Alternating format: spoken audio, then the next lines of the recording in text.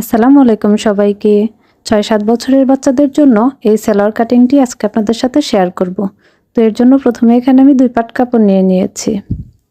কাপড়ের লম্বার দিকে এখানে মাপটি নিয়ে নিয়েছি আমি 28 ইঞ্চি এবং চওড়ার দিকের মাপটি আমি নিয়ে নিয়েছি 24 ইঞ্চি।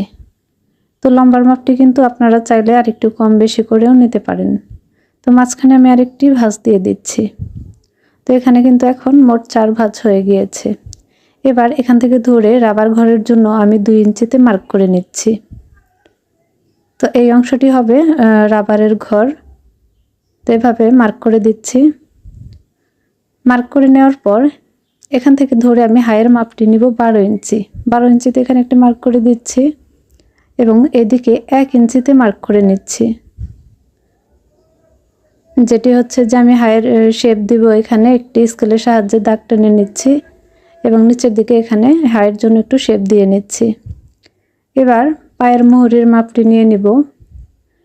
এদিকে আমি সেলাইয়ের যে মাপটি সেটি হবে 5 ইঞ্চি এবং আমি কাটিং করব 6 ইঞ্চিতে। 6 ইঞ্চিতে কাটিং করব এবং 5 ইঞ্চিতে সেলাই করব। তো এইটির সাহায্যে আমি এখানে দাগটি দিয়ে নিচ্ছি।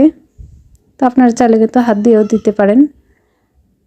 এবার দাগ অনুযায়ী এই দাগ বরাবর আমি কাটিং করে নিব। তো এইভাবে সুন্দর করে কাটিং করে নিতে হবে।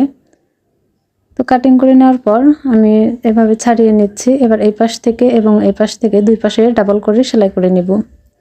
তো আমি 2 পাশে কিন্তু সেলাই দিয়ে দিয়েছি ডাবল করে। এই পাশেও সেলাই দিয়ে নিয়েছি। এবার নিচের দিকের সালোয়ারের অংশে আমি কামিজের যে কাপড়টি সেই কাপড়টি লাগিয়ে দিব। তো এখানে উল্টো সাইডে আমি উল্টো দিকে কাপড়টি এভাবে সেলাই করে জয়েন করে নেব এবং অপর সাইডেও আমি একইভাবে কাপড়টি উল্টো দিকে বসিয়ে জয়েন করে নেব। তো আমার জয়েন করে নেওয়া হয়ে গিয়েছে। এবার এটিকে সোজা দিকে 2 ভাঁজ দিয়ে মুড়িয়ে সেলাই করে দিব। এভাবে সেলাই করে নেব এবং অপর পাটটিও আমি একইভাবে 2 ভাঁজ দিয়ে মুড়িয়ে এভাবে সেলাই করে নিব। তাহলে কিন্তু খুব সুন্দর একটা ডিজাইন তৈরি হবে। তো আমার সেলাই করে নেওয়া শেষ হয়ে গিয়েছে।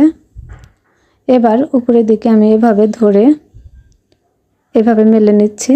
তো দুটি পায়ের অংশ সমান সমান করে এভাবে ধরে নিতে হবে। ধরে নেওয়ার পর এখানে 1 ইঞ্চি পরিমাণ এভাবে ভেঙে দিব। ভেঙে আমি মার্ক করে নিচ্ছি হাত দিয়ে এভাবে। এতে করে কিন্তু সেলাইটা সমান সমান হবে 2 পাশেই। তো এই দাগ অনুযায়ী এখন আমি সেলাই করে নিব। তো সেলাইটা কিন্তু অবশ্যই ডাবল দিতে হবে। আমার সেলাই করে নেওয়া শেষ। এবার রাবারের ঘরের জন্য যে 2 ইঞ্চি কাপড় আমি নিয়েছিলাম সেটিকে এভাবে ভাঁজ করে দিচ্ছি। ভাঁজ করে নেওয়ার পর এভাবে উল্টিয়ে তারপর এভাবে মুড়িয়ে এখানে কিছু ফাঁকা রেখে রাউন্ড করে সেলাই করে দিব।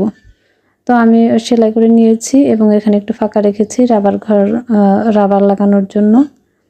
তো রাবারের এখানে লম্বাটি নিয়ে নিয়েছি আমি 19 ইঞ্চি। একটি সেফটি পিনের সাহায্যে আমি এটিকে ভিতরে ঢুকিয়ে নিচ্ছি। তো এভাবে টেনে কাপড় টেনে ধরে ধরে রাবারটি খুব সুন্দর করে ঢুকিয়ে নিতে হবে। তো রাবারটি এদিক দিয়ে আমি বের করে নিচ্ছি। বের করে নেওয়ার পর এভাবে রাবারটি যাতে ঘুরে না যায় সোজাসুজি রেখে এভাবে সেলাই করে নিতে হবে। তো সেলাই করে দেওয়ার পর আমি রাবারটিকে এই কাপড়ের ভিতরে ঢুকিয়ে নিব। ঢুকিয়ে নেওয়ার পর যে খোলা অংশটুকু আছে সেটি কিন্তু আমি সেলাই করে দিব। তবে খেয়াল রাখতে হবে রাবারের উপর যাতে সেলাইটি না পড়ে। তো দেখুন কত সুন্দর একটি সালোয়ার তৈরি হয়েছে। সবাই ভালো থাকবেন, সুস্থ থাকবেন। আল্লাহ হাফেজ সবাইকে।